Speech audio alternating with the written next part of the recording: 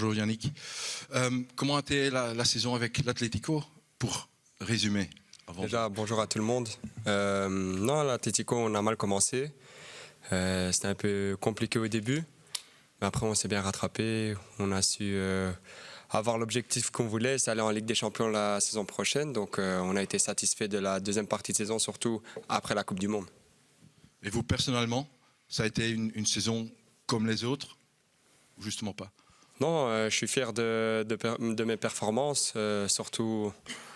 Voilà, quand l'équipe elle tourne mieux pour un joueur offensif, c'est toujours plus facile. Donc à partir de la Coupe du Monde, la deuxième partie de saison, je trouve que ça a été, j'ai bien joué, j'ai su avoir des stats, marquer des goals, des passes décisives. Donc j'ai su aider l'équipe au maximum.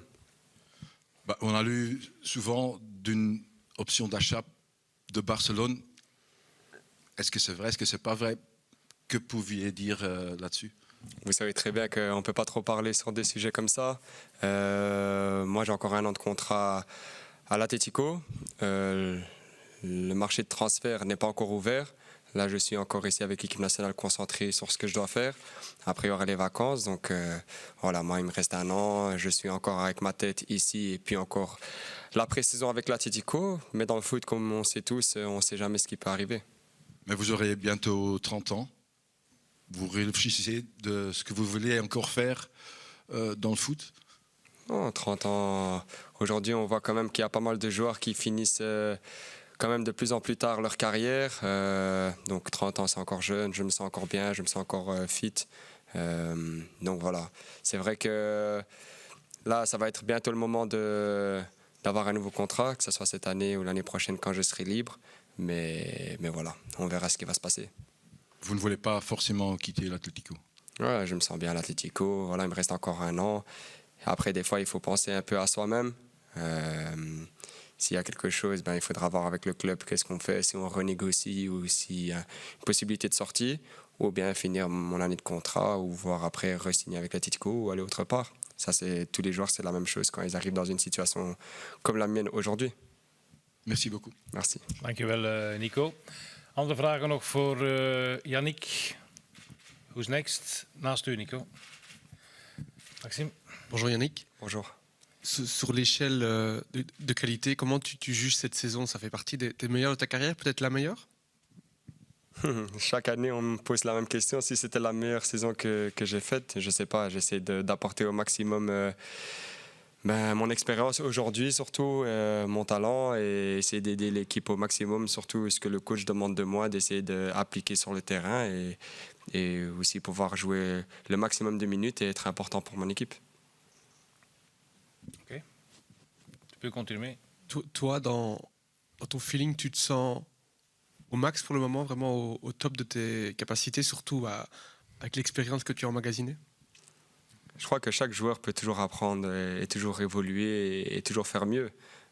Après, ça dépend aussi de la saison que l'équipe fait. Ça nous permet de toujours être mieux, surtout comme joueur offensif. Si on a plus d'occasions, on a plus la possession de balle, on gagne plus de matchs possibles, ça facilite. Après, voilà, j'ai de la chance de jouer dans un grand club à l'Atlético, donc on gagne quand même pas mal de matchs. Et j'essaie de toujours faire au mieux et répondre présent à ce que le coach me demande défensivement, offensivement. Et ouais, avec mon expérience, choisir mes actions et être efficace. Encore une, on a déjà parlé du mercato. En fait, on pourra en parler pratiquement à tous les diables, car vous êtes énormément à pouvoir peut-être bouger cet été. Est-ce que vous, entre vous, c'est un sujet qui revient souvent lors des discussions, pendant les repas, le mercato? Ça arrive, surtout quand on se voit le premier jour, on demande un peu curieux qui va faire quoi ou s'il y a des choses qui peuvent bouger. Mais bon, je pense que depuis le Covid, il y a pas mal de joueurs qui arrivent souvent en fin de contrat ou il y a 1 an de contrat, donc qu'il n'y a pas eu de renégociation à cause du Covid. Et voilà, donc je pense que ce ne soit pas que ici, mais un peu partout, il y a pas mal de joueurs qui sont dans la situation dans laquelle je me trouve moi aujourd'hui, ou d'autres joueurs ou dans l'équipe. Merci. Jonas. Jean-Yannick, tu parlais de cette deuxième partie de saison. Toi, du coup, tu dirais qu'effectivement, cette Coupe du Monde, elle était vite digérée. Comment tu as fait? Est-ce que c'est naturellement, à un moment, tu as tourné la page assez rapidement? Ou est-ce que mentalement, il a fallu te remettre dedans après cette Coupe du Monde? Ouais, c'est sûr qu'on a été déçus de la Coupe du Monde qu'on a fait. On aurait voulu aller plus loin. Mais voilà, c'est notre métier. Que ce soit en Coupe du Monde ou même un match en club, quand tu perds, tu dois direct switcher dans l'autre sens et te concentrer pour le match d'après. C'est un peu la même chose après une Coupe du Monde. C'était compliqué à digérer, mais c'est notre métier. On doit savoir switcher et se concentrer à ce qu'on doit faire dans le futur et pas rester dans le passé. J'avais une autre question aussi. On parle aussi de joueurs qui deviennent trentenaires, qui pensent aussi à leur futur, aussi d'un point de vue international. Toi, on a l'impression que physiquement et au niveau de ton jeu, tu progresses presque, c'est encore meilleur qu'avant. Est-ce qu'il y a une raison à ça pour toi, une bonne hygiène de vie ou naturellement voilà? Non, c'est sûr que j'ai une bonne hygiène de vie.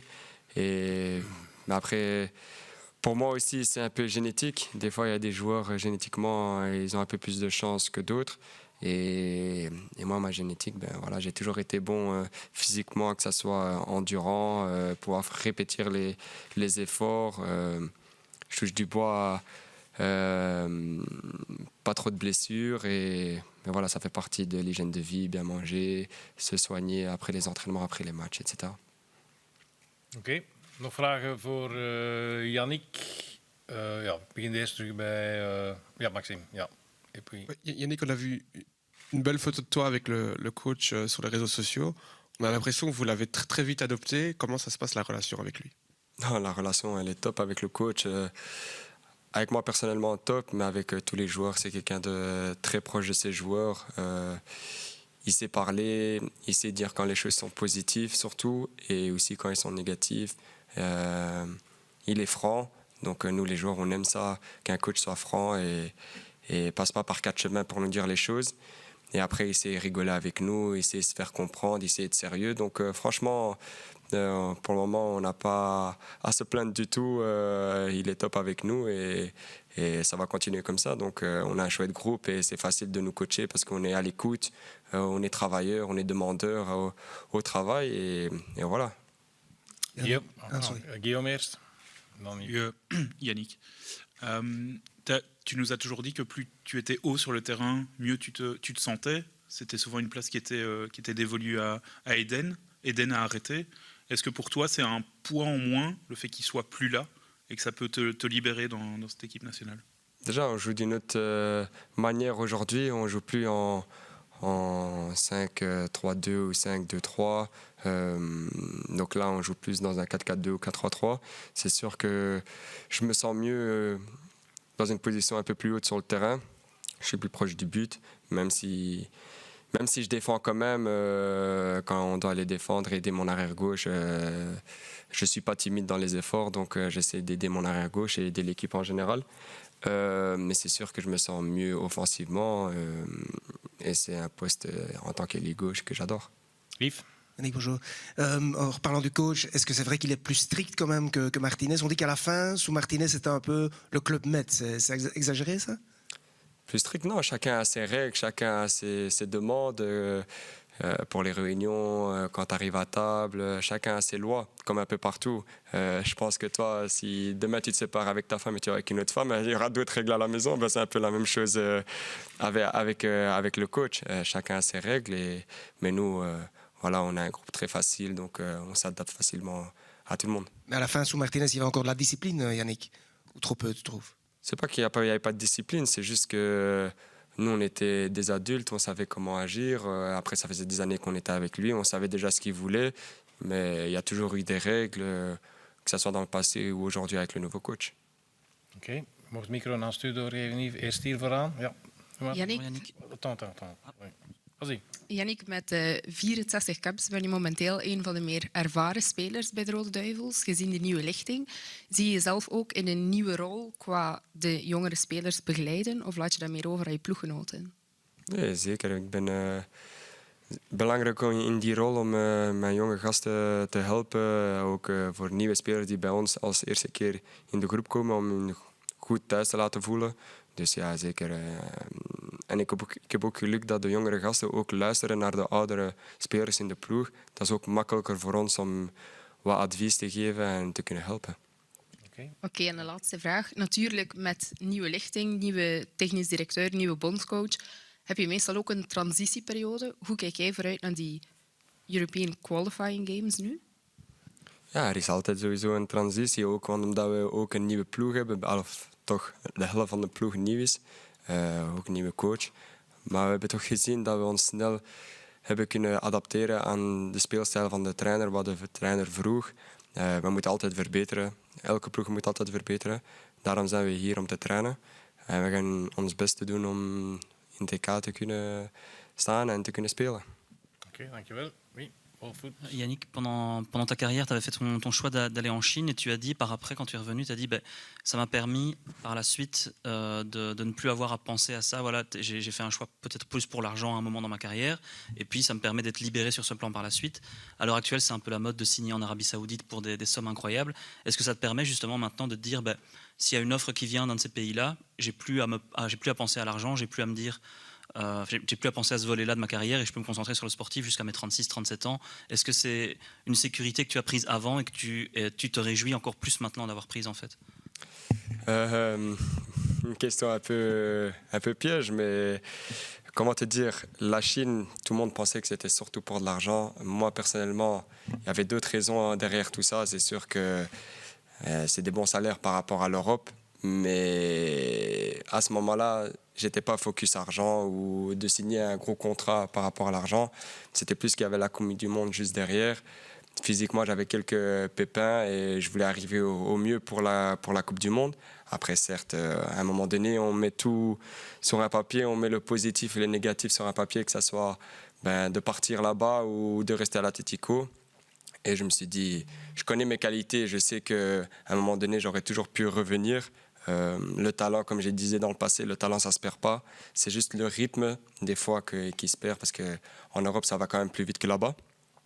Mais voilà, j'avais quelques pépins, j'avais un peu mal au genou, j'étais un peu négatif avec les joueurs, ça allait pas bien, parce que quand tu essayes de faire des choses et à cause de la douleur, tu n'arrives pas, à un moment donné, tu dois faire des choix.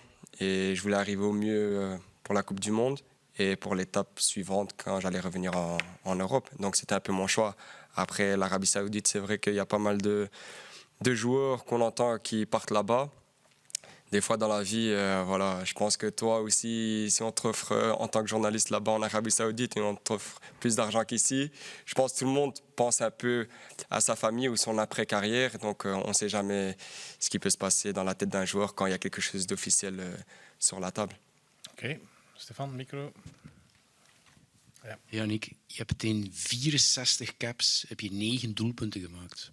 Geweldig is dat niet. Je hebt er dit seizoen alleen al 7 gemaakt in La Liga. Je hebt natuurlijk 6 jaar onder Martinez wingback gespeeld. Is het voor jou een doel om nu dat er terug 4-4-2 of 4-3-3 wordt gespeeld, om jouw cijfers omhoog te krikken bij de nationale ploeg? Leg jij jezelf de ambitie op om doelpunten en assists, om dat omhoog te krikken bij de Rode Duivels?